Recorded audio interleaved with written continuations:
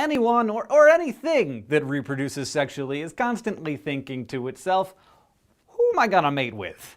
We spend a lot of time thinking about mate choice because passing on your genes early and often is how you win at being alive. From an evolutionary standpoint, it's the most important thing you will ever do if you do it. And due to its extreme importance, it is also very complicated, you may have noticed. Our general understanding of it comes from Charles Darwin, who proposed that some individuals get more action than others because of sexual selection. You've heard of it. One gender of a species consistently prefers mates with specific traits, so individuals with those traits pass their genes on more often and spread their genes and the traits throughout a population. Old Charlie was certainly on to something. Take a look at this peacock. Some would consider this overkill, but to the ladies, a big frothy rack of feathers shows that a dude is healthy and has good genes. So as a result of sexual selection, male peacocks have evolved to look like 1970s Las Vegas showgirls. Humans, like peacocks, have evolved to like some traits more than others, and these preferences date back to a time when those traits gave an individual huge survival advantages. So in most cases, beauty is actually a language that conveys information about health and fertility. But if you're thinking that it's all about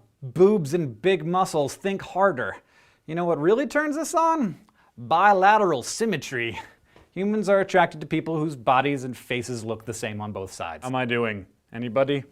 Symmetrical imbalance can mean someone was exposed to some kind of stressor during early development that they weren't tough enough to deal with. Similarly, a low waist to hip ratio drives both dude and lady humans wild. Where fat is deposited on a body is determined by sex hormones, testosterone in men and estrogen in women. Women who produce the ideal amount of estrogen generally have waists that are about 70% the width of their hips. Same goes for men and testosterone. People with this ideal ratio are often less susceptible to cardiovascular disorders, cancer, diabetes, and women in this range also have less difficulty conceiving and giving birth. Now you might be wondering, why will an asymmetrical guy with an ideal waist-hip ratio make you feel kinda meh, but he's got your friend driving by his house 3 times a day? Well, one reason could be in our genes. Everybody gives off subtle chemical signals called pheromones which give potential mates a clue to our genetic profiles. Crazy, right? Studies have shown that men and women are generally attracted to pheromones of individuals that are genetically similar to themselves, with one major exception. They prefer mates with a different kind of immune system gene called major histocompatibility complex,